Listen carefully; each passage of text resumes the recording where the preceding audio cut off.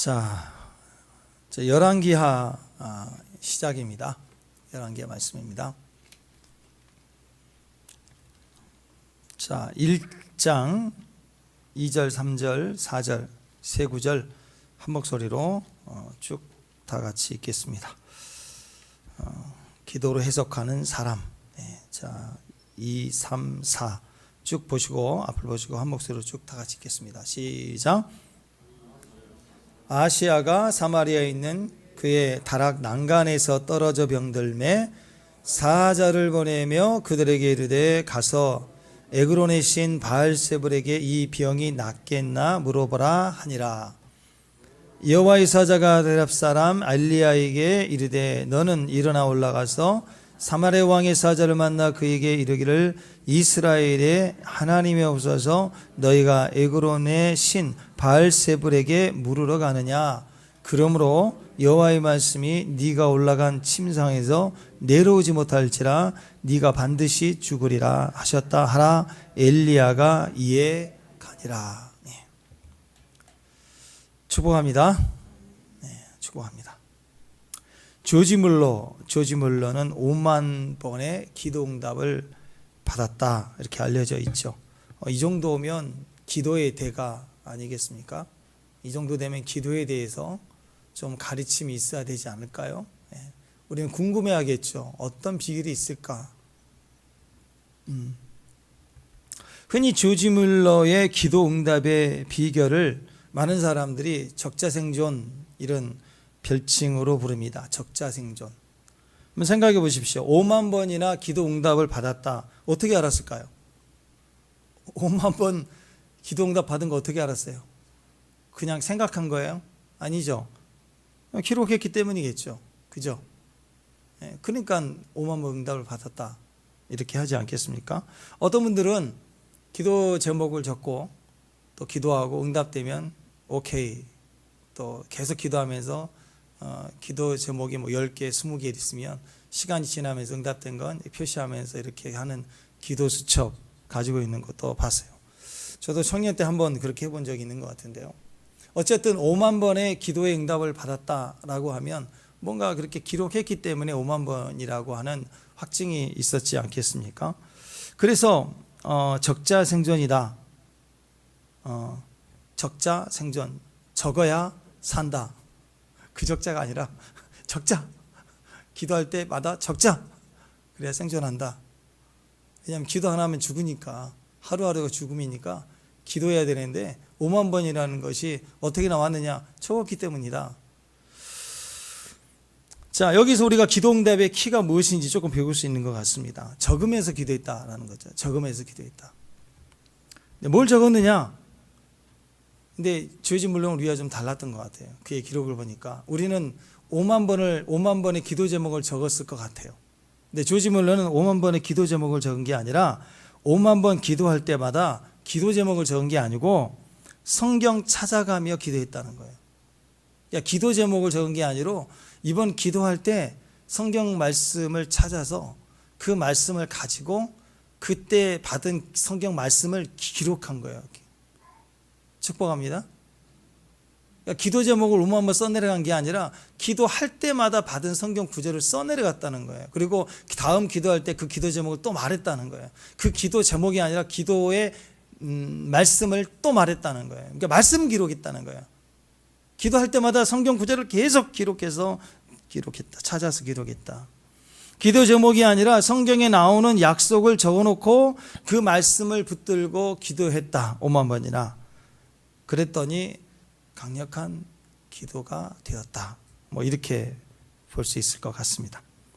다윗의 왕조가 솔로몬 아들 르호보암 때 남유다와 북이스라엘로 이제 나뉘어지게 됩니다. 그 이후에 북이스라엘, 남유다 이렇게 나눠지는데 북이스라엘 왕조의 최고의 정성기 때가 오므리 왕가이거든요. 오므리 왕가인데 아합 왕이 이제 오늘 죽었어요. 아합 왕이 죽음으로 말미암아 이 오므리 세력이 급속히 약화되었습니다. 그래서 오늘 오므리 왕조의 그 화려했던 왕조가 약해지고 또 아합이 죽으면서 그 아들 아하시아가 왕이 됐을 때 어떤 일이 벌어졌느냐?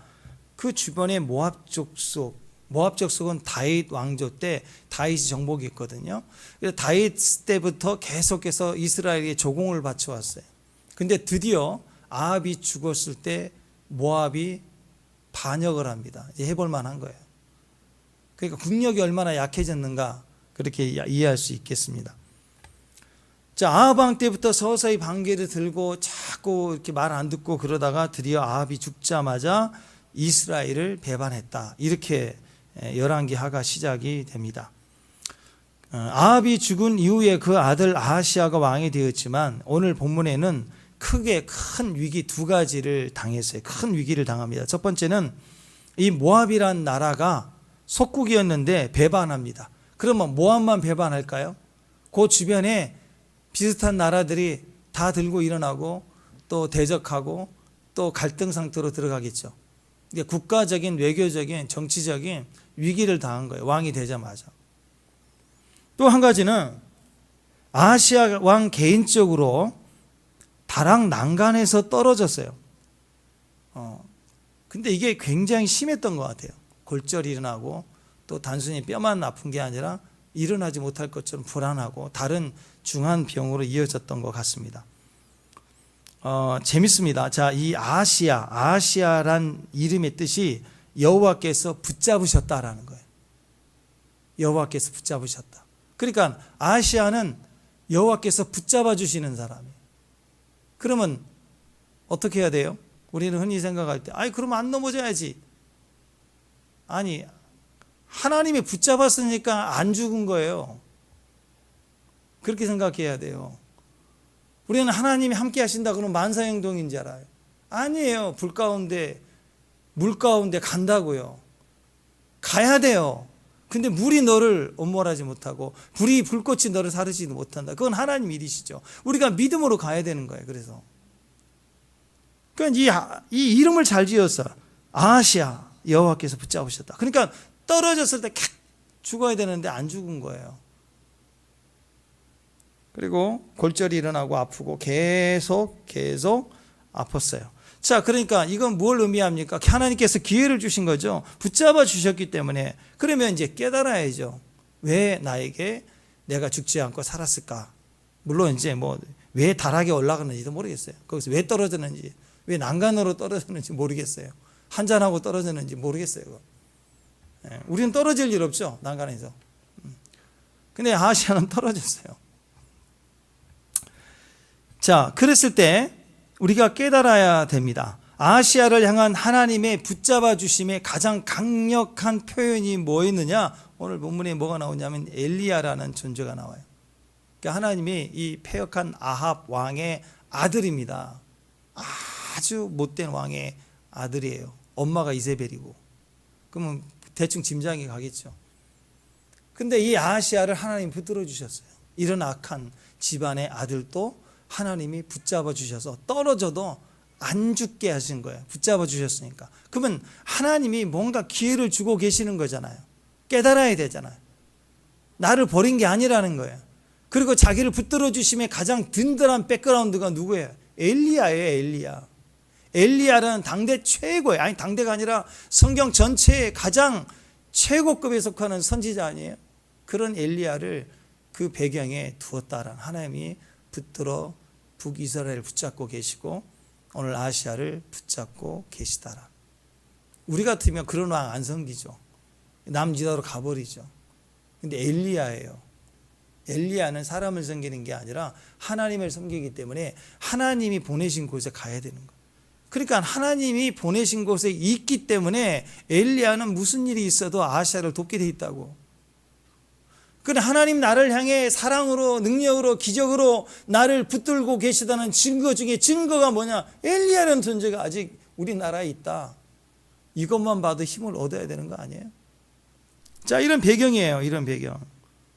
인류 역사상 가장 위대한 선지자 중에 하나가 엘리야 선지자인데 아하시아에게 붙여준 하나님의 손길이 엘리야예요. 이 정도면 핑계하면 안 되는 거죠. 이 정도면 의지해야 되는 거죠. 우리 인생을 살다 보면 우리도 이런저런 어려움을 당할 때가 있습니다. 하나님을 믿는 사람에게도 어려움이 오고 누구나 예외 없이 다 고난이 오게 되어 있습니다. 근데 우리는 그때 이 문제를 어떻게 처리할 것인가, 그것을 보라는 거죠. 근데 오늘 아하시야를 보니까 아주 엉터리였다는 거예요. 아주 엉터리였다.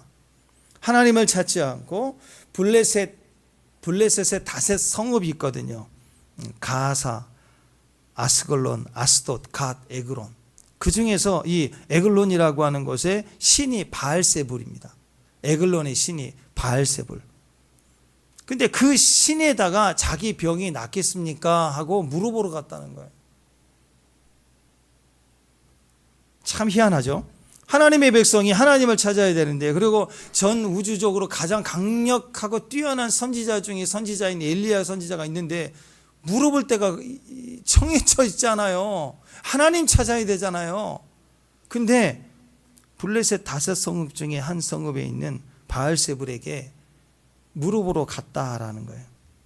여러분 바알세불 많이 들어보셨죠? 이 이름은 똥파리의 왕이라는 뜻이, 똥파리의 왕.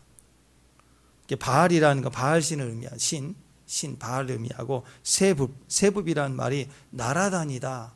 그래서 날파리, 똥파리 뭐 그런 거예요. 날벌레.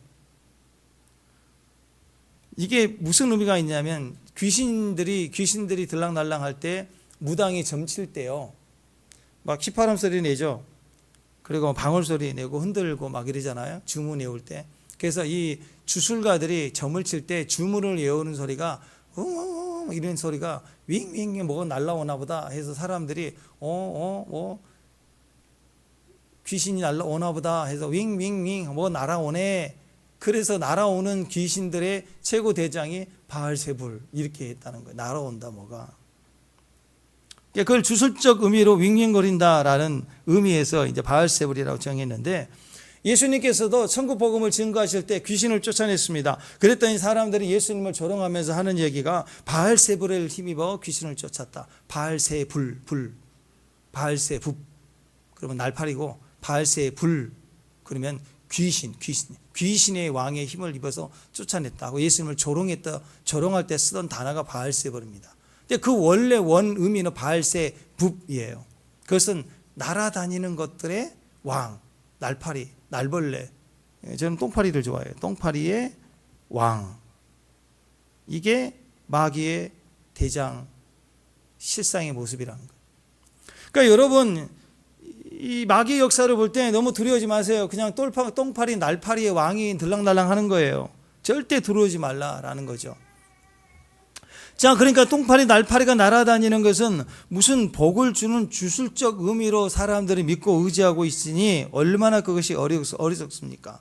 귀신의 왕 그러면 똥파리의 왕이라니까요.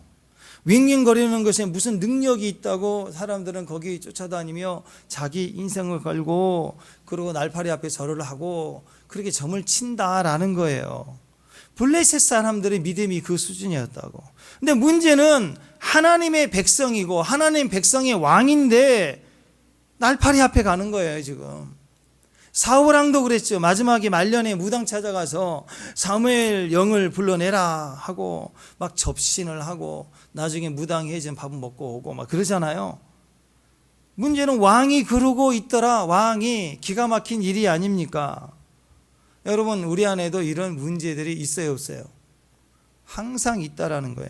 하나님 찾지 않고 세상의 유행과 풍습을 따라 문제를 풀어가려고 하는 것. 그러니까 마지막 때가 될수록 우리가 뭘 배워야 되느냐? 하나님 앞에 나아가는 법. 근데 사실 이것은 배워야 되는 게 아니고 맞는 거죠. 아이들이 그냥 두려우면 엄마 하고 부르잖아요. 이걸 배워야 되는 거예요? 아니죠. 당연한 거 아니겠습니까? 하나님의 백성들이 위기를 당하면 하나님을 찾아야 되는 건 본성이에요. 본질이에요. 그런데 엉터리 같은 거예요. 왜 똥파리를 찾아가느냐. 이런 일이 벌어지더라. 그러니까 오죽하면 우리가 이것을 가르쳐야 된다. 하나님 찾는 법을 가르쳐야 된다. 이렇게까지 나오는 것입니다. 자, 우리도 지금 우리 다음 세대 자녀들에게 뭘 가르쳐야 되느냐? 기도의 힘을 가르쳐야 돼요. 그냥 기도는 알아요. 하나님을 찾는다는 건 알아. 근데 기도에 힘이 있다고. 하나님을 찾는 사람들이 가지고 있는 힘이 있어요. 기도에 힘이 있다고. 기도할 때 하나님의 은혜를 주신 것을 받아서 힘이 되는 힘만이 아니라, 권능이 아니라 기도를 찾는 힘이 있다고. 어려울 때 기도를 찾는 힘이 있다고. 그것은 어렸을 때부터 배워야 되는 거예요. 하나님을 부지런히 찾는 거, 어떤 상황에서도 하나님을 의지하는 거. 왜냐하면 살다 보면 인생은 문제가 계속되기 때문입니다. 부모가 하나님이 아닌 이상 자식 문제 밤낮으로 뛴다고 자기가 자녀 문제 얼마나 해결해 줄 수 있을까? 네, 내 자식도 말을 잘 안 듣거든요. 대화도 안 되는데 뭘 해결해 줄 수 있겠어요? 설령 해결해 줄 수 있다고 해도 부모는 자식들의 일들을 다 해결해 주면 안 돼요. 해결해 줄 수도 없지만 다 해결해 줘도 안 되는 거예요. 그러니까 가르쳐야 되는 거예요. 세상에서도 그런 말이 있잖아요. 물고기가 아니라 물고기 잡는 법을 가르쳐야 된다. 그게 지혜다라고 얘기하죠. 신앙 안에서도 자식을 위해서 중보기도하는 것도 중요합니다. 자식을 위해서 중보기도해서 물고기 잡아주는 것처럼 응답을 받아주고 엄마가 하나님 응답을 받았어라고 얘기해 주는 것도 중요해요. 그러나 어느 시점부터는 스스로 기도할 힘을 길러줘야 돼요. 스스로 하나님 찾게 해야 되는 거예요. 하나님을 찾는 힘, 그건 부모가 가르쳐줘야 돼요. 하나님을 찾는 힘, 학교에서 안 가르쳐줘요. 자, 그런데 이 아합은 엉터리 아버지였습니다. 그러니까 아들에게 하나님의 찾는 힘, 이런 게 뭔지 전혀 가르치질 않았습니다. 구하면 주잖아요. 간절히 구하면 주신다고 하잖아요. 근데 그거 하나 가르치는 게 어려운 거였어요. 근데 마치 하나님이 없는 사람처럼 어디를 가느냐? 날파리 대왕에게 가서 자기 병 문제를 구해요. 이게 말이 되느냐? 이것이 오늘 하나님이 하시는 메시지입니다. 어떤 문제가 터졌을 때 한 번도 그것을 기도로 해석해 보려고 하지 않는다면, 그러면 문제가 터지면 오늘 아하시아가 자기 신하를 바알세불에게 보내어 자기 병이 낫겠는지를 점치려고 했던 것과 같은 일들이 벌어집니다. 그러니까 어려서부터 자기 하나님을 어떤 문제에서든지 찾고 의지하고 엎드리도록 본을 보여야 되고 가르쳐야 되는 거예요. 그러니까 하나님께 어떻게 응답을 받을 것인가, 어떻게 하나님 앞에 나아갈 것인가를 가르치지. 그건 우리가 가르칠 문제가 아니에요. 그 방법을 알려준다고 되는 것도 아니에요. 그게 아니라 문제가 생기면 하나님 앞에 나아가는 거 가르쳐야죠. 어떻게 응답을 받을 것인가, 어떻게 하나님의 음성을 들을 것인가는 혼자서 그것을 하나님 앞에 나아가면서 배워가야 됩니다. 평생에. 그러나 무슨 일이 터지면 하나님 찾는 것은 교육해야 되는 거예요. 그건 가르쳐야 되는 것입니다. 우리도 마찬가지입니다.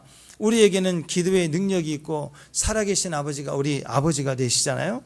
그러면 아버지를 찾고 아버지를 찾지 않고 귀신을 찾았다라고 한다면 그건 매우 심각한 문제가 되지 않겠습니까? 요즘 교회를 다니면서도 연초가 되면 점을 치러 다니는 분들이 있다, 그런 얘기를 듣는데, 오늘 아시아와 같은 그런 똑같은 의미가 아니겠습니까?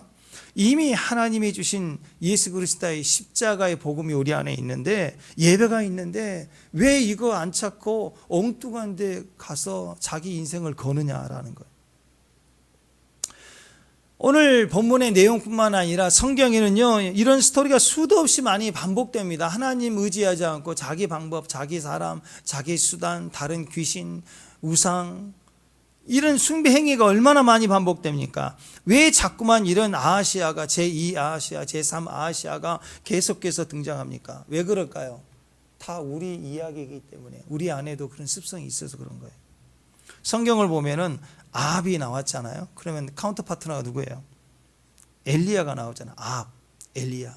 그러면 그 이야기를 볼 때 성경신을 대립 구조를 가질 때, 예를 들어서 사울왕, 다윗왕, 또 바로와 모세, 또 뭐 에서와 야곱. 그러면 오늘 본문에는 아하시아와 엘리야, 그러면 서로 어떤 관계예요? 카운터 파트너잖아요. 그럴 때 우리가 성경을 읽을 때 항상 우리는 어떤 생각을 가지냐면, 나는 항상 엘리야 쪽인 줄 알아요. 나는 항상 바로와 모세, 그럼 나는 모세 쪽인 줄 알아요. 사울과 다윗 왕, 그럼 나는 사울 왕 쪽은 아니고 나는 항상 다윗 왕 쪽일 거야 라고 착각을 하고 그렇게 성경을 읽을 때가 있어요. 근데 왜 이렇게 반대적이고 엉뚱한 사람들의 모습들이 계속 등장하고 있는가? 이제는 성경을 읽을 때 좀 다르게 봐야 돼요.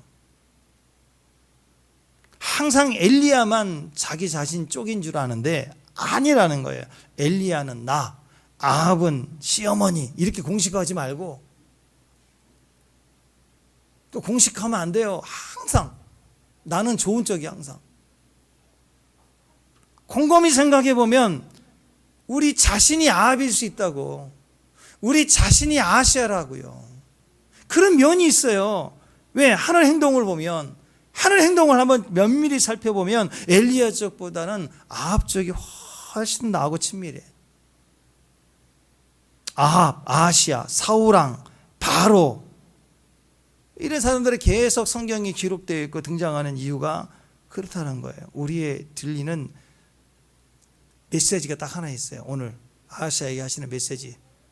귀신에게 갈 필요도 없어. 하나님이 미리 알고 오셔서 엘리야를 통해서 답을 딱 줬어요. 어떤 답을 줬어요? 너 죽어. 너 침상에서 못 내려와. 그리고 여기서 죽어. 그리고 가버렸어요. 자, 무슨 말입니까?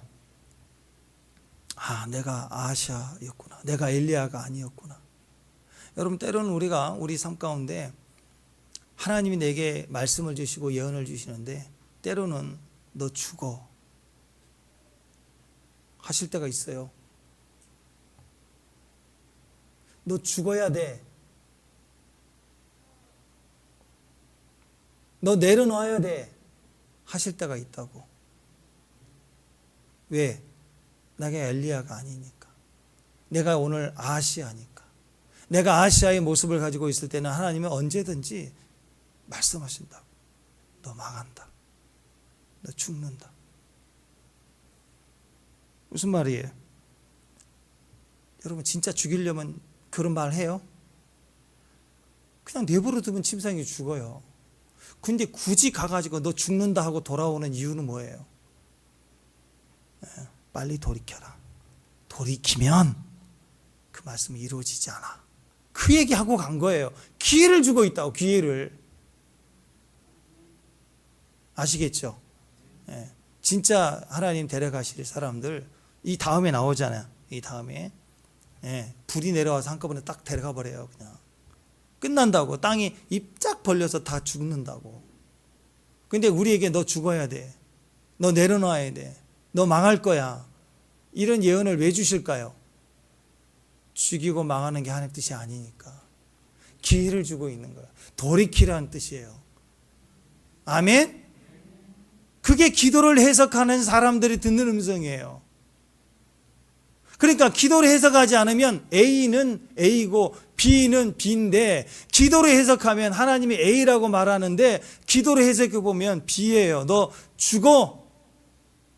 근데 기도를 해석하면 나에게 기회를 줬구나. 나 사는구나. 아멘? 어떻게 하나님 나에게 죽으라고 하실 수 있을까? 저 아기는 사는데, 나보다 저 못된 사람은 사는데 나를 망하게 하신다고?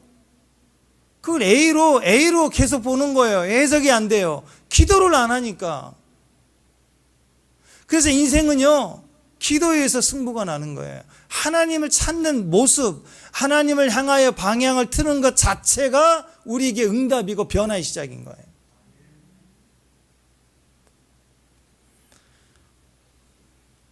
자, 여러분, 우리가 항상 이렇게 본능을 따라 욕심만 취하기 때문에 여로보암의 길, 아합의 길, 오늘 아시아의 길, 이게 같은 길이거든요. 근데 하나님을 섬기면 하나님 나에게 항상 좋은 길을 주세요. 가장 최고의 길을 주십니다. 그 길이 예수님 따라가는 십자가의 길이에요.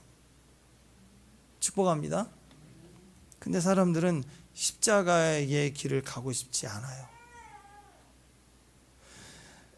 십자가를 지실 때 주님은 버림받은 장소가 바로 그 장소 아닙니까? 엘리 엘리 라마 사박다니, 하나님 하나님 나의 하나님 어찌하여 나를 버리셨나이까 하고 절규하셨던 자리가 바로 예수님의 그 십자가 자리 아닙니까?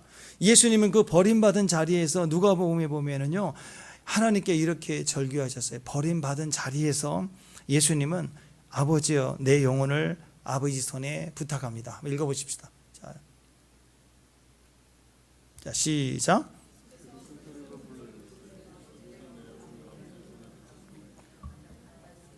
이 말씀을 하신 후에 숨지시니라. 아버지여 내 영혼을 아버지 손에 부탁합니다. 이게 진짜 기도예요. 우리가 뭐 잘 풀리고 승승장구할 때뿐만 아니라, 근데 그때 기도는 화려할 수 있지만 깊은 기도가 아니에요. 근데 최고의 절망의 상태, 최고로 버림받은 상태, 세상이 다 끝난 것처럼 느껴지는 자리에 있을 때 기도는요, 가장 진실한 기도예요. 그때 그 기도가 진짜 기도일 가능성이 높아요. 하나님께 맡기는 인생이 돼야 돼요. 무엇까지 맡겨야 돼요? 주여 이 일도 그리 아니하실지라도 감사해요 정도가 아니라, 그 일이 아니라 내 영혼까지 아버지 손에 맡깁니다 까지 가는 게 진짜 기도예요. 여러분, 인생에서 가장 결정적인 역전이 벌어질 때가 언제냐? 내가 하나님 앞에 철저히 버림받은 것처럼 느껴질 바로 그때예요. 그때 역전의 시작은 오늘 이 말씀을 하신 후에 숨지시니라 그랬죠. 예수님도 철저히 버림받은 자리에서 하나님 앞에 가서 내 인생을, 내 영혼을, 내 삶을 하나님께 맡깁니다 라고 할 때가 역전이에요. 근데 내 인생의 꽃날, 봄날일 때는 이런 기도 잘 안 나와요. 상황에 대한 기도가 많아요. 역사, 비전, 열매 이런 게 많다고. 그게 나쁜 기도는 아닙니다. 그러나 내 인생의 최고의 진실함, 내 인생의 가장 강력한 기도는 내 영혼 자체까지 주님 손에 맡기는 거예요. 이 기도의 위대함이 우리는 일생에 한 번 누구나 예외 없이 있습니다. 우리가 마지막 호흡을 한 호흡 남겨놓고 갈 때 몸은 안 움직일 수 있어요. 코마 상태가 될 수 있고요. 그때 우리 의식은 또렷해지고 우리 영광의 눈으로 하나님을 볼 거예요. 그때 우리는 내 달려갈 길, 인생의 존재, 모든 사명, 여정 다 마친 마지막 호흡을 내세울 때 우리가 할 수 있는 기도 뭐예요? 주 예수 내 영혼을 주님 손에 맡깁니다. 이때 가장 강력한 기도예요. 가장 축복된 기도예요. 그때 전적인 주님 우리를 견인해 주세요. 근데 이것을 좀 시간을 당겨 봅시다. 매일매일 저는 이 자리까지 갔으면 좋겠어요. 그죠? 더 욕심낼 게 뭐가 있어요? 더 손에 쥘 만한 게 뭐가 있어요? 여러분, 어떤 분이 그러더라고요. 행복의 기준이 뭘까? 공감이 됐어요. 그분이 정의한 내용은 이렇더라고요. 아무도 두려워하지 않는 자리, 그리고 아무도 부럽지 않는 자리. 이 두 가지. 어떤 것도 무섭지 않고 어떤 것도 부럽지 않는 자리. 그러면 너무 행복하다는 거예요. 소유와 상관없는 거예요. 많이 가졌는데 불안해. 이거 내일 어떻게 되지? 그러면 그건 행복이 아니래요. 아무것도 부럽지 않고 아무것도 두렵지 않은 자리. 여기 조금 더 확인해 보면 우리는 그럴 수가 없죠. 어떻게 그게 가능하죠? 예수 그리스도가 우리 안에 완전한 생명으로 나의 기쁨이 되고 능력이 되고 평강이 되면 가능해요. 그건 지금 가능한 거예요. 지금 예수님이 내 중심에 계시면 된다라는 거예요. 그때 우리는 모든 걸 다 맡길 수 있습니다. 내 손의 일, 내 환경의 일, 내 삶의 여정의 모든 일, 나의 문제투성이, 걱정, 근심 다 주의 손에 맡길 수 있어요. 왜? 내 영혼까지 맡길 수 있다면 그건 성도의 가장 강력한 능력이거든요. 우리가 승승장구할 때는요, 하나님을 깊이 만나기는 어렵습니다. 왜? 사건이 많고 일이 많으니까. 다른 것을 집중할 게 너무 많거든요. 근데 내가 버림받았을 때, 내가 그런 느낌이 들었을 때는 온전히 하나님 앞에 내 존재를 들을 수 있는 최고의 기회가 되는 거예요. 오늘 아하시아는 뭐 그런 훈련을 받은 적이 없었겠죠. 한 번도 하나님을 찾는 법을, 모습을 부모로부터 본 적이 없어요. 선생님은 지식으로 가르치죠. 부모는 지식으로 가르치는 게 아니에요. 모습으로 가르쳐요. 모습으로. 선생님이 모습으로 가르치면 학생들 빵점입니다. 선생님은 지식을 가르쳐야 되는 거예요. 근데 부모가 본을 보여야 되는데 부모가 지식으로 가르치면 애들이 튕겨나가고 다 죽어버려요. 부모는 본을 보여야 돼요.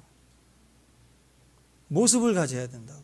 아합에게서 한 번도, 이세벨에게서 한 번도 본 적이 없어요. 오히려 이세벨을 통해서 그 엄마로부터 배운 건 뭐예요? 무당 찾아가는 거예요. 그러니까 아하시아가 그렇게 가는 거예요. 아하시아는 한 번도 기도의 힘을 경험해 본 적이 없습니다. 왜냐하면 엄마로부터는 무당 찾아가는 거 배웠고, 아버지 아합으로부터는 뭘 배웠느냐? 금수저, 다이아 수저 아니에요. 그러니까 뭘 기도가 필요해? 다 있는데. 기도는 고아나 가부나 나그네, 억울한 자, 가난한 자, 천한 자들이 하는 것이지. 한 나라의 왕이 될 자가 뭘 기도를 해요? 말만 하면 다 되는데. 그죠? 말만 하면 다 해주는데 다. 엄마 찬스, 아빠 찬스 다 있는데. 대통령도 아니고 그때는 왕이잖아, 왕. 그러니까 기도를 한 번도 배워본 적이 없어요. 아버지가 기도를 가르치지도 않았고, 한 번도 기도에서 간절히 사모해 본 적이 없고, 그냥 말하면 다 얻을 수 있고 가질 수 있었기 때문에 망했던 거예요. 그러니까 우리가 이 다음 세대, 우리 다음 세대를 위해서 뭘 가르쳐야 되는가? 기도의 힘이에요. 기도하는 자리, 기도하는 모습을 가르쳐야 돼요. 오늘 보면 열왕기하 1장 바로 앞장, 열왕기상 마지막 장 22장 마지막 두 구절이에요. 마지막 두 구절 다음에 열왕기하 1장으로 넘어가거든요. 그 마지막 두 구절이 뭐냐? 한번 읽어보십시다. 22장 52절 53절 시작. 악을 행하여 그 아버지의 길과 그 어머니의 길과 이 이스라엘에게 범죄한 느밧의 아들 여로보암의 길로 행하여 바알을 섬겨 그에게 예배하여 이스라엘 하나님 여호와를 노하시게 하시기를 그의 아버지의 온갖 행위같이 하였더라. 그러니까 아버지 아합은 자기 길을 가르쳐줬죠. 자기 길, 여로보암의 길, 망하는 길, 그걸 가르쳐준 거예요. 그러니까 이 아이가 그걸 배운 거예요. 어머니를 따라 어머니의 길을 가고, 아버지 아합의 길을 가고, 그 다음에 여로보암의 길을 가고, 하나님을 진노하고 분노케 하는 패망의 길, 기도 없는 길, 겸손도 없고 교만으로 가는 길, 철저히 그렇게 배웠어요. 뼛속까지 교만. 이게 가정교육이겠다는. 부모로서 우리가 다음 세대에 어떤 길을 가르쳐야 되는가, 당장 필요를 알아서 채워주고 공급해 주는 것도 있지만 우리가 다 공급해 줄 수 없기 때문에, 인간이잖아요. 피조물이잖아요. 어떻게 부모가 자식을 다 공급해 줘요? 다 공급해 줄 수도 없어요. 그리고 다 공급해 주면 안 돼요. 안 된다고. 저번 시간에 말씀드렸죠. 애들 땡강 부릴 때 주면 안 돼요. 내가 이겼다고 생각하거든, 얘들은. 그 다음에 또 더 큰 걸 요구하고 땡깡 분다. 그러니까 부모가 그렇게 만든 거예요. 다 해주니까. 다 뛰어서 밤낮 투잡 쓰리잡 뛰면서 다 해주면 안 돼요.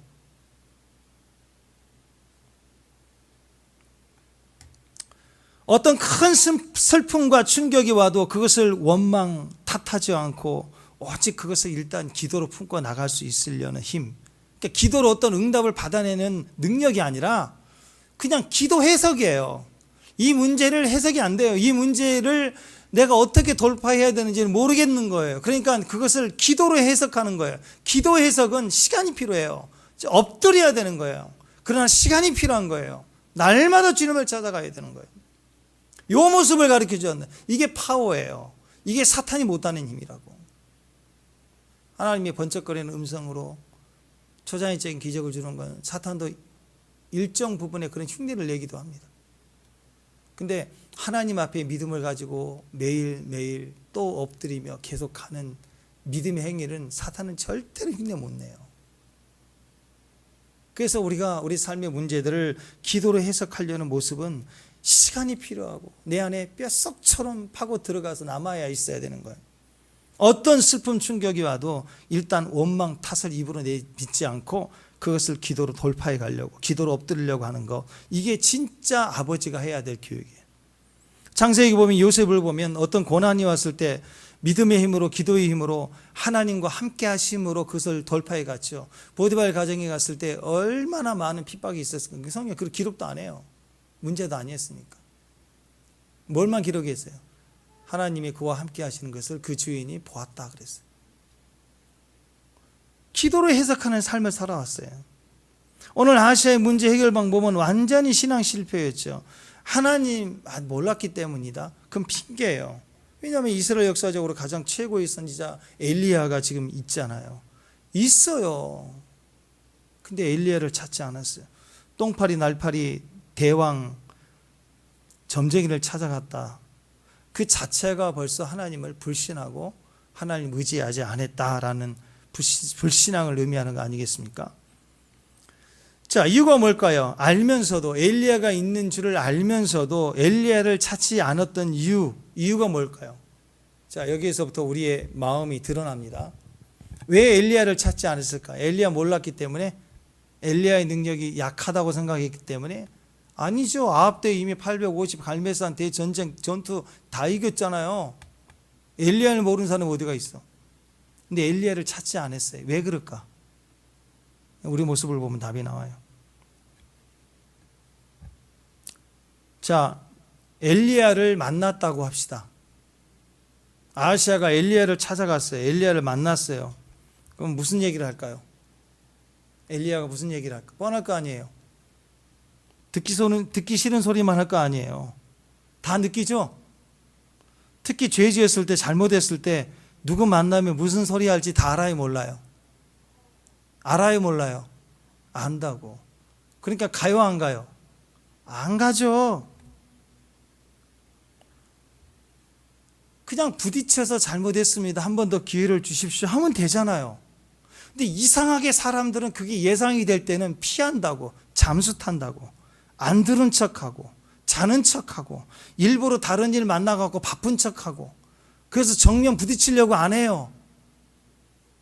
그 엘리야를 안 만나고 싶은 거예요. 뻔한 얘기하니까. 아버지 때부터 했던 이야기 자기도 봐도 그렇거든. 똑같은 얘기를 하는 거예요. 듣기 싫은 거예요. 듣기 좋은 소리 하는 곳을 찾아가야 되겠죠. 먼 길, 똥파리 왕에게 가는 거. 거기 가면 내가 원하는 소리 해줄 것 같으니까. 듣기 싫으니까. 뭔 소리 할지 대충 예측이 가는 거니까. 어떤 분들은 목사님 만나서 이 얘기를 하면 목사님은 하나님 말씀 전할 거 아니에요. 그러니까 자기 안에 신앙적 이유가 걸리는 게 있으면 반드시 그거 얘기하겠죠. 안 하겠어요? 무당은 안 해요. 근데 목사님들은 하신다고. 기도 똑바로 하라고. 기도하라고. 어떻게 새벽을 제끼냐고. 큐티 안 하고도 어떻게 밥을 먹냐고. 그러잖아요. 임재를 느끼지 못하는데 이불을 덮고 자? 그런 얘기를 하잖아요. 그러니까 뻔한 얘기를 하겠지 하고 자기는 듣기 싫으니까 뭐 좋은 소리 듣겠나 하고 그것에 결리는 사람들은 안 들으려고 해요. 피하려고 한다고. 그래서 바알셉을 찾는 거예요. 바알셉을 찾으면 무슨 소리 해줘요? 기도하는 소리, 큐티하는 소리, 새벽에 일어나는 소리 안 하잖아요. 똥파리 날파리 대왕 점쟁이 찾아가면 고객 만족을 위해서 자기가 듣기 원하는 이야기를 기가 막히게 알아서 해주거든요. 또 하라 그러고 괜찮다 그러고 안심시켜줘요. 교회 다니면서 와도 괜찮다 그러고 또 그러더라고요. 여러분, 우상의 특징이 뭡니까? 무당의 특징이 뭐예요? 달콤한 말을 하거든요. 내가 듣고 싶은 말을 해줍니다. 설탕 같은 말씀을 해줘요. 그러니까 계속 하는 거예요. 그리고 이런 얘기는 하죠. 죽는다는 얘기는 절대 안 해. 너 안 죽을 거라고. 구판 벌리면 된다고. 병도 낫게 될 거라고. 일도 잘 될 거라고. 그래서 자기가 듣고 싶은, 평소에 듣고 싶은 이야기를 다 해주는 거예요. 그게 우상이에요. 우상 숭배는 귀신이 아니라 사실은 자아거든요. 내가 만든 이미지예요. 그러니까 내가 원하는 소리에 내가 기뻐하는 거예요. 자아는요, 절대로 손해보려고 하지 않습니다. 자아 중심이 되면 신앙이 그래서 종교가 되는 거예요. 종교의 특징이 뭡니까? 욕심은 채우는 거예요. 두려움은 피하는 거라고요. 우상숭배, 종교가 같은 거예요. 그래서 아하시아는 지금 피하는 거예요. 엘리야 곧 하나님이니까 피하는 거라고. 욕심은 챙겨야 돼요. 듣고 싶은 건 들어야 되니까. 그러니까 우상숭배하는 거예요. 근데 하나님은 어떤 특징을 가지고 있습니까? 하나님의 사람들은 어떤 특징을 가지고 있습니까? 진리는 말해야 되는 거예요. 분명히 말을 해야 되는 거예요. 그래서 내가 하나님을 떠나 있다 그러면 그거 두면 안 되죠. 진리는 그냥 두면 안 되죠. 정신 차리라고 얘기하는 거 아니에요? 듣기 싫은 소리지만 해야 되는 거 아니에요? 뼈 때리는 소리를 해야죠. 오늘 아시아 보세요. 안 들으려고 하고 피하는 줄 아니까 하나님이 하나님의 사람을 보내서 딱 얘기를 해주고 너 죽어. 침상에서 못 내려와. 가버리잖아 그냥. 왜? 이 소리가 살리는 소리예요. 무당 찾아가서 듣는 소리는 죽는 소리라고. 듣기 좋아하는 소리지만 죽는 소리라고. 아시아를 살리는 소리는 너 죽는다라고 하는 경고의 소리를 들어야 죽어요. 그래야 사는 거예요. 예, 부모는 이 소리 할 줄 알아야 돼요. 피를 채워주고 사랑해야 되지만 사랑의 매를 들어야 돼요. 단호하게 노라고 얘기하고 경고도 해야 되는 것입니다.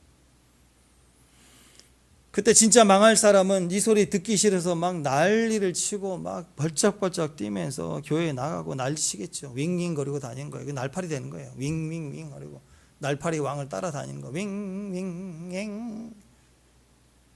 그 똥파리 날파리 된다. 진짜는 거기서 어떻게 돼요? 아, 나 죽는구나. 천하의 엘리야가 말했으니 난 죽는구나. 거기서 꺾여야 되는 거야. 그럼 생각해 봐야 돼. 내가 죽는다면 여기서 죽어야 되는데 왜 죽는다고 말씀하셨을까? 그냥 탁 쳐버리면 되는데. 아, 죽는다고 했으니 나는 끝나는구나. 나머지 이 끝나는 시간 사이에 내가 뭐 할 것인가? 그게 지혜라고요. 그때 하나님을 찾으면 산다고요. 여러분 말세가 되면 말세의 특징이 뭐냐? 디모데후서 4장 보면 이렇게 얘기합니다. 자, 읽어보십시다. 시작. 때가 이르니니 사람이 바른 교훈을 받지 아니하며 또 길을 진리에서 돌이켜 허탄한 이야기를 따르리라. 무슨 얘기입니까? 말세가 되면요 사람들이 귀가 가렵대요. 그래가지고 자기 욕심을 따를 스승들, 자기에게 이익이 될 만한 소리 하는 사람들을 스승들을 두고 그 소리만 막 듣는데요. 그럼 진리가 아닌 거예요. 진리는 듣지 않고 자기 스승, 좋아하는 분야의 스승 얘기만 계속 듣는 거예요. 그러니까 몸뚱이는 교회에 두는 거예요. 몸뚱이는 교회에 두고 마음은 기도를 떠나고 그리고 뻔한 목자 음성 듣기 싫어하는 거. 목사님 맨날 하는 소리가 똑같은 소리니까 그 음성 듣기 싫고 또 부모님 하는 소리 맨날 그 소리잖아요. 그러니까 듣기 싫은 거예요. 아니 부모님이 맨날 똑같은 소리를 하면 이유가 있을 거 아니에요. 내가 고치면 되는 거잖아요. 그걸 안 하니까 계속 똑같은 얘기를 하는 거잖아요. 안 그래요? 왜 목사님 왜 똑같은 얘기를 계속해요? 왜? 안 고치니까. 그럼 그거 고치면 되는 문제잖아요. 그러니까 뻔한 목사님 소리 안 듣고 뻔한 부모님 소리 안 듣고 신선한 소리, 내가 듣기 좋은 소리 듣겠다고 바알세불 소리 듣는 윙윙 윙윙윙 그런 소리를 듣고 다니는 거예요. 대왕 무당 점치러 다니는 거예요. 똑같아요.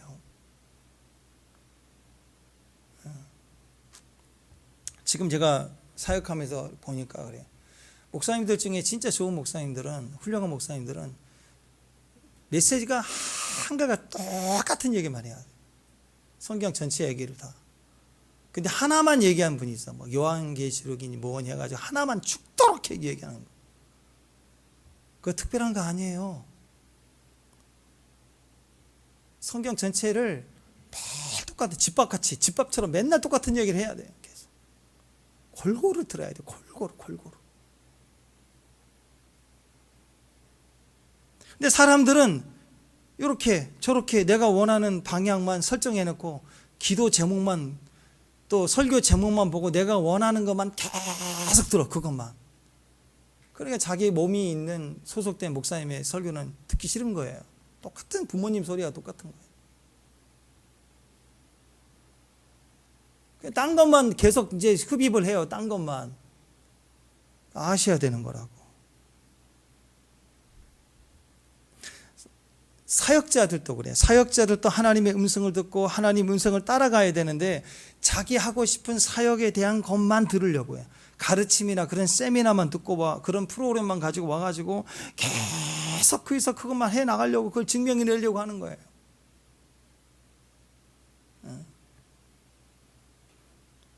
그랬을 때 서로가 다 망하게 되는 일이 벌어진다.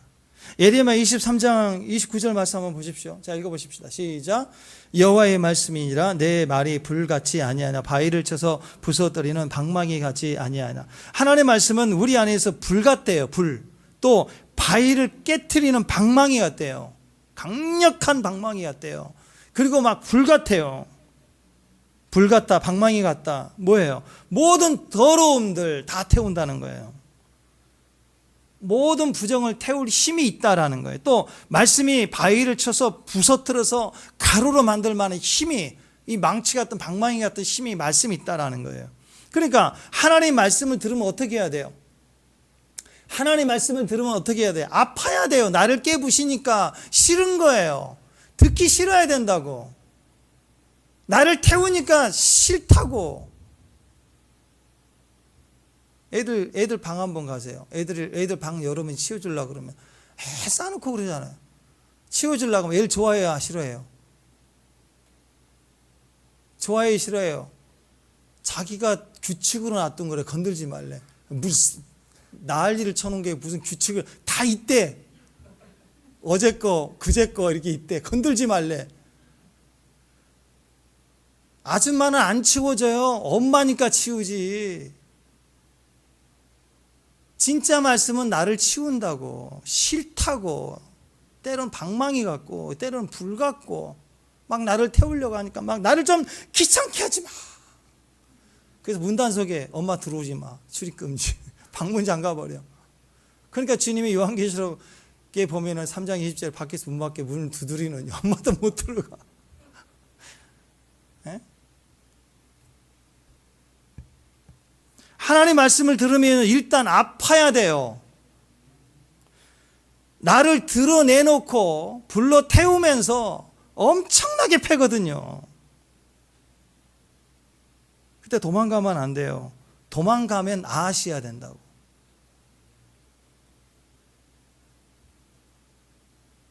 똥파리 찾아다니다 망한 사람이 된다고. 아시아는 방망이 같은 말씀 듣는 게 싫은 거예요. 엘리야를 통해서 하는 말 뻔한 이야기 듣기 싫은 거예요. 설탕 같은 말씀 듣고 싶은 거예요. 그러니까 안 가는 거예요. 이상한 데 간다고. 불에 타고 방망이에 맞아 깨져 박살이 나야 내가 죄인이었구나. 내가 아니라 그리스도구나. 예수님이 진짜구나. 오직 예수구나. 이 고백이 되는 거예요. 성경 말씀 중에서도 내가 원하는 말씀, 내가 좋아하는 말씀을 계속 골라 듣잖아요. 여러분 설교를 들을 때 내가 원하는 것만 골라 듣잖아요. 제목을 탁 보고 내가 원하는 것만 계속 골라 듣잖아요. 그러면 겉으로는 하나님 말씀이에요. 하나님 말씀을 계속 들으니까 내가 유익될 것 같죠? 아니에요. 내가 선택해서 듣는 말씀을 계속 들으면 자아가 대가리가 커져요. 안 아파요. 그 말씀은 나를 아프게 하는 말씀이 아니에요. 영적 전쟁, 뭐 내적 치유, 뭐 마지막 때 그건 하나도 안 아파. 근데 그런 말씀 들으면 대가리만 엄청나게 커갖고 종말의 계시를 다 보는 선지자야. 나는 이미 다 판단해. 지금 때가 무슨 때인지 이런 소리가 나고 있고. 하나님 말씀은요, 그 말씀 앞에 설 때마다 부셔져야 돼요. 깨져야 돼요. 계속. 그러니까 말씀을 계속 들을수록 내가 깨져나가고 금이 가고 아프고 뒹굴고 눈물 짜고 계속 그러다 보니까 1년 2년 지나가면 사람이 완전히 달라지는 거예요. 그런데 한 번도 아프지 않은 말씀을 계속 말씀을 골라서 들으면 어떻게 돼요? 대가리가 엄청나게 커져버리는 거예요. 이제 그러나 나는 세계적인 목사님 설교를 계속 듣는 사람인 거 엄청나게 대가리 큰 거예요. 그러니까 그런 개척교회 목사님 얘기하면 안 들어요. 이제 안 듣는다고. 목사님 혹시 이런 은혜를 아십니까? 막 이런 소리 나고 있다고. 저한테도 아주 그냥 사랑의 편지를 매주 끈질기게 한번 만나보고 싶어요. 끈질기게 보내시는 신천지 마태지파 교우님이 존경하는, 나는 우리 성도들한테도 존경하는 목사님이 들어본 적이 없는데 엄청나게 손큰 손편지를 써붙여요. 계속 와요. 막 우리 교회를 위해서 기도해 준대요. 또 목사님의 건강을 위해서. 나 진짜. 그래서 결론이 그거예요. 목사님 말씀 배워야 된대. 맞죠. 배워야죠. 뭐. 그럼 제가 아파야 되잖아요. 그런 이야기를, 저를 진심으로 사랑해 주는 이야기를 들으면 제 마음이 울려요. 아파요. 아파야 사랑이 느껴지고 힘을 얻는 거예요. 근데 고객 멘트 같은 소리들, 되게 위하는 것 같고, 막 되게 염려해 주는 것 같고.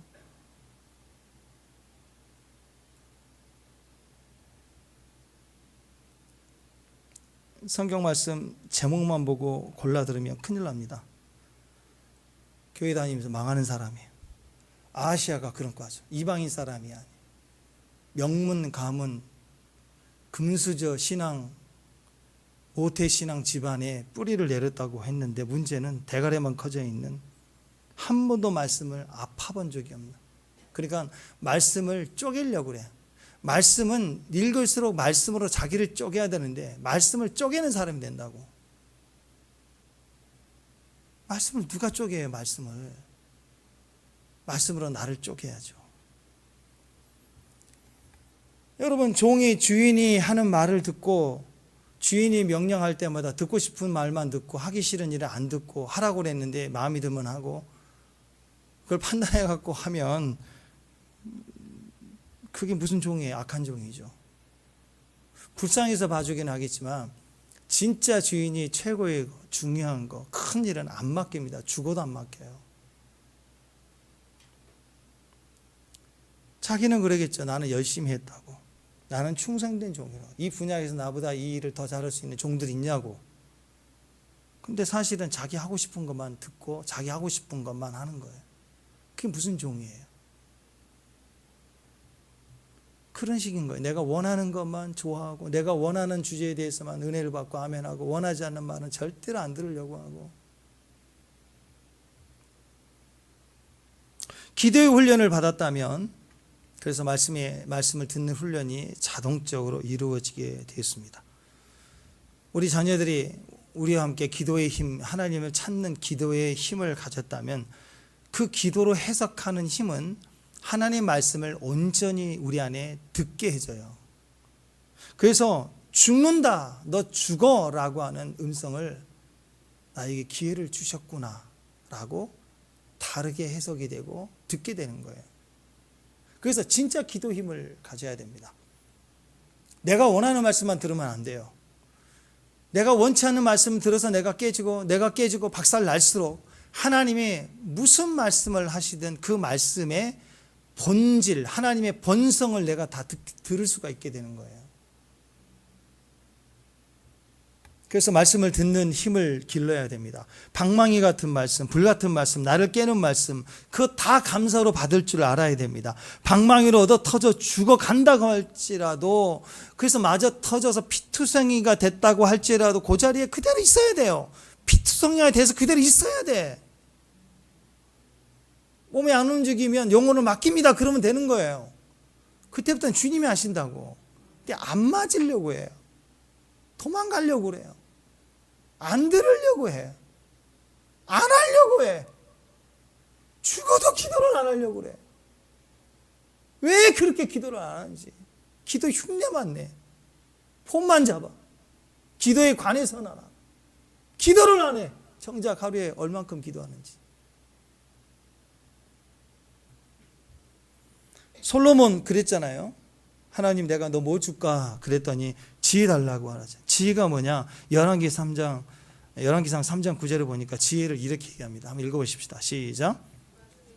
주의 이 많은 백성을 재판할 수 있사오리까 듣는 마음을 중에게 주사. 지혜는요, 듣는 마음이래요.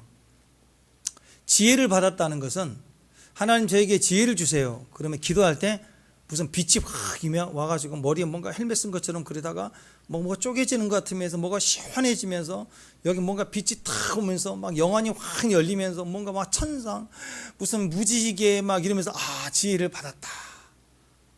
이렇게 생각한다면 병원에 가봐야 돼요. 병원에.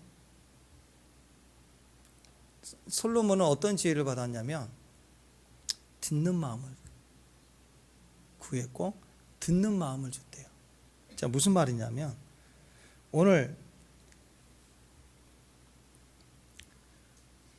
주인공 보세요. 아하시야를 보십시오. 듣는 마음이 있었어요, 없어요? 듣기 싫은 마음이죠. 그러니까 솔로몬이 아는 거예요. 나도 그런 마음. 인간은 누구나 듣기 싫은 마음이 있어요. 저와 여러분 안에 듣기 싫은 마음이 있다고. 기도를 한다는 건 알지만 기도하기 싫은 마음이 있다고요. 근데 솔로몬 그것이 얼마나 결림이 되는 걸 알았기 때문에 하나님 앞에 뭘 기도했냐? 저에게 듣는 마음 주세요.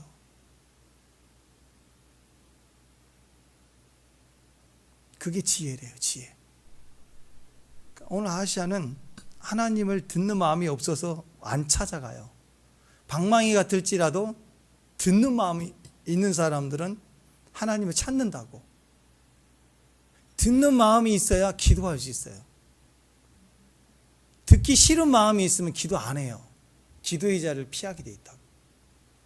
솔로몬의 지혜는 번쩍번쩍한 무슨 은사를 받은 게 아니고 자꾸 이상하게 해석하지 말고 어떤 상황에서도 내가 재판을 해야 될 상황에서도 듣는 마음이 필요하다. 한번 생각해 보십시다. 솔로몬이 재판을 하는데, 자, 왕이 재판할 때 어떤 상황에서도 듣는 사람이 돼야 됩니다. 왕이 백성들의 재판을 판단할 때 딱 자기가 아는 생각으로만 판단해 버리면 어떻게 될까요? 재판이 엉터리가 돼 버리는 거예요. 재판은 일단 잘못됐다 싶어도 A라는 사람을 다 들어야 되고 B라는 사람을 다 들어야 돼요. 검사 얘기도 다 들어야 되고 변호사 얘기를 다 들어야 되는 거예요. 다 일단 들어야 돼. 듣는 마음이 있어야 돼요. 근데 듣기 싫어. 아이 그만해. 이제 그러면 재판이 제대로 되겠습니까? 안 되겠죠. 하다못해 재판도 그래요. 이 상황을 우리가 어떻게 판단할 수 있어요? 하나님이 정확한 판단을 하시죠. 하나님의 음성을 듣지 않고 이 문제를 판단한다고 하는 것은 죄가 되는 거겠죠. 내 인식, 내 느낌으로만 이 상황을 판단하는 것은 죄가 되는 거예요. 그래서 영혼의 문제든 인생의 문제든 우리 삶 속에 재판을 해야 되는 일상의 일이든 항상 우리는 사람도 들어야 되고 하나님의 음성도 들어야 돼요. 이게 지혜로운 사람이다. 지혜로운 사람들은 그래서 먼저 말을 하지 않아요. 교만한 사람부터 말을 해요. 뭘 안다고 하는 사람부터 말을 해요. 근데 진짜 지혜로운 사람들은 얘기 잘 안 합니다. 다 들어줘요. 누가 부탁하거든. 이 부분을 좀 얘기해 주세요. 그럼 그때 얘기해요. 지혜로운 사람은 항상 먼저 이야기하지 않죠. 지혜는 떨어지는 번개불 같은 게 아닙니다. 듣기 싫은 마음이지만 하나님 말씀이니까 듣겠습니다 하는 거예요. 어떤 상황에서도 듣겠습니다. 시험 들 때 듣기 싫다 도망가자. 그 마음은 마귀도 주죠. 그러나 듣기 싫지만 들어야 한다. 그건 하나님만이 주시는 마음이에요. 우리가 사람이다 보니까 모든 것들을 다 아멘 할 수가 없어요. 어려워요. 힘들어요. 듣기 싫을 때가 있지요. 근데 그때 지혜가 있는 사람은 듣기 싫어도 듣겠습니다. 그게 지혜라고. 히스기야가 그랬죠. 히스기야도 그랬습니다. 자, 열왕기하 20장 1절 2절 3절 한번 읽어보십시다. 시작. 병들어 죽게 돼서 아모스의 아들 선지자가 이사야가 그에게 나와 그에게 이르되 여호와의 말씀이 너를 지배일 정리하라. 내가 죽고 살지 못하리라. 똑같죠. 네가 죽고 살지 못하리라. 그랬더니 히스기야가 낯을 벽으로 향하고 여호와께 기도하여 이르되 여호와여 구하오니 내가 진실과 전심으로 주 앞에 행하여 주께서 보시기에 선하게 행한 것을 기억하옵시고 하고 히스기야 심히 통곡하더라. 병들어 죽게 되었을 때 히스기야가 기도했을 때 이사야 선지자가 와서 너 죽는다, 살지 못한다. 아하시야는 무당 찾아갈 때 엘리야가 와서 똑같이 얘기해서 너 죽는다 그랬어요. 똑같은 상황이. 근데 히스기야는 어떻게 했습니까? 그 말을 받고 그리고 벽을 보고 사람 보지 않겠다는 거예요. 세상 바라보지 않겠다는 거예요. 그냥 하나님 바라보고 벽 보고 면벽하고 통곡하고 하나님께 매달렸더니 15년 연장해 주죠. 이게 귀에 이 기도로 해석하는 거예요. 너 죽는다라는 말을 그래 나 죽는다 끝이다 그게 아니라 죽는다라는 하나님의 메시지를 기도로 해석하기 시작하니까 15년 연장이 되는 거예요. 히스기야는 이 훈련이 돼 있어요. 이게 우리에게 필요한 거예요. 어떤 것이든 기도로 해석하려는 마음. 오늘 아하시야는 그게 없죠. 이후의 장면을 보면 기가 막힙니다. 자, 아하시야에게도 하나님이 이걸 원해서 말씀을 하신 것 같아요.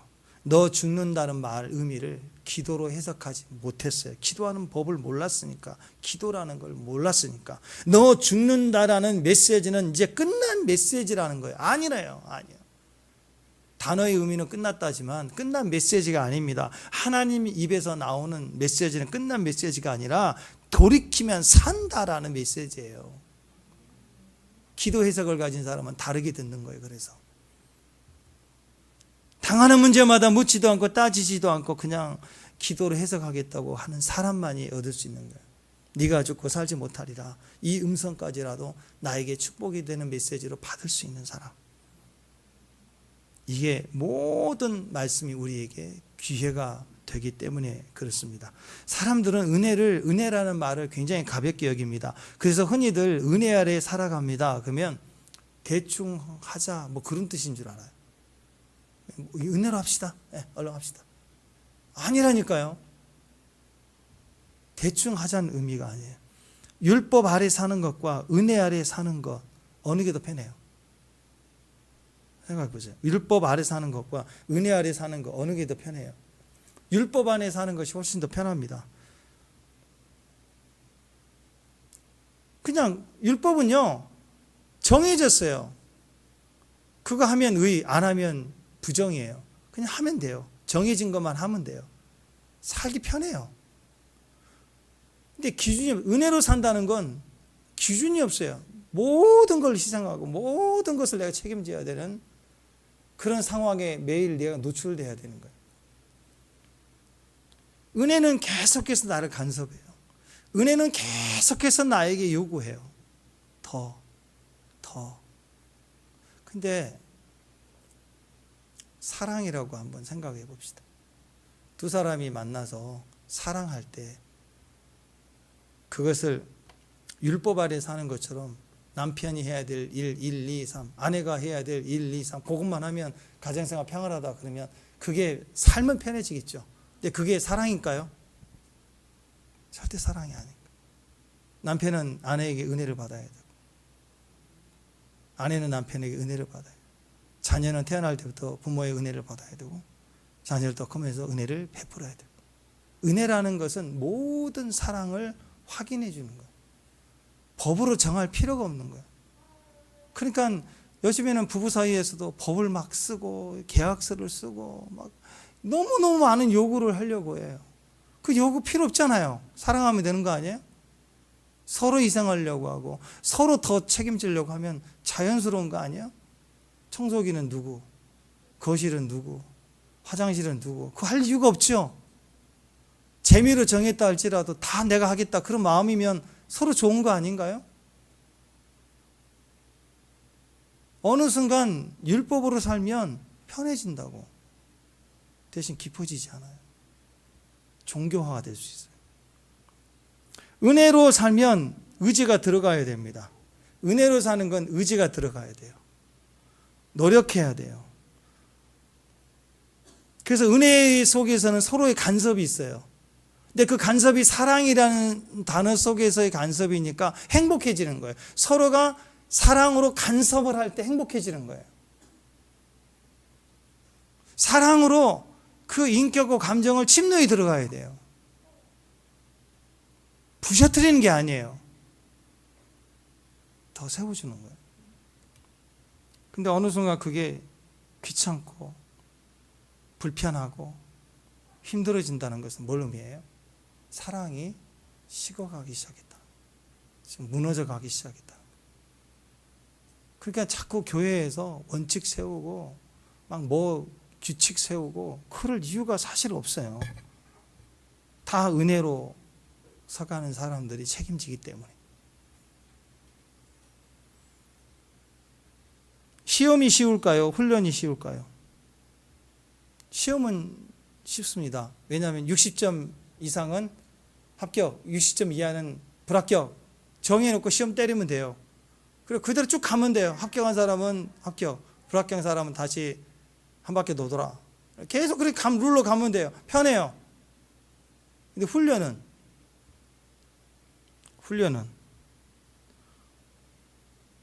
다릅니다. 60점 이상으로 다 만들겠다. 이제 60점 이상으로 다 합격시키겠다. 훈련을 시키려고 하면요, 이건 보통 힘든 게 아닙니다. 모두를 시험 보게 하는 것은 쉬워요.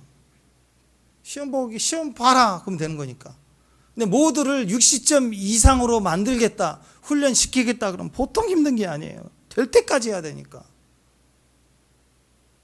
하나님이 공의만 있으시면 쉬워요. 탁 잘라서 지옥, 천국 탁 자르면 돼요. 그냥 탁 자르면. 근데 문제는 공의가 아니라 사랑이에요. 인내해야 돼요. 합격시켜야 돼요.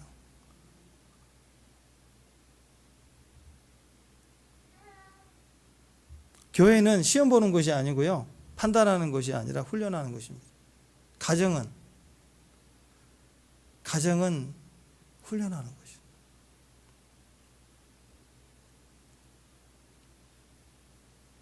가정은 판단하는 것이 아니에요. 그래서 기도 훈련을 해야 돼요. 가정에서. 예배 훈련 가정에서. 교회에서 기도 훈련. 교회가 아무리 커져도 규칙과 질서가 필요하다고 해도 뭐 어느 정도 질서는 있어야 되겠죠. 그러나 전적으로 교회 할 일은 훈련하는 일입니다. 기도의 본을 보여야 돼요. 같이 인내해야 돼요. 같이 은혜로 가야 되는 거예요. 기도해야 됩니다. 가르치는 것이 아니라 훈련하는 것이. 신앙의 큰 힘이 되어 이기는, 항상 이길 수 있는, 마지막 때 이기는 우리 교회, 우리 가정들이 되시기를 주님의 이름으로 축원합니다. 기도의 힘을 훈련하십시다. 지혜로워지십시다. 그러면 듣는 마음, 듣는 힘이 길러집니다. 어떤 말씀도 기도로 해석하면 다르게 들려집니다. 그 지혜로움이 되시는 저와 여러분 되시길 바랍니다. 자리에서 다 일어나셔가지고 내게 허락하신 찬양하겠습니다.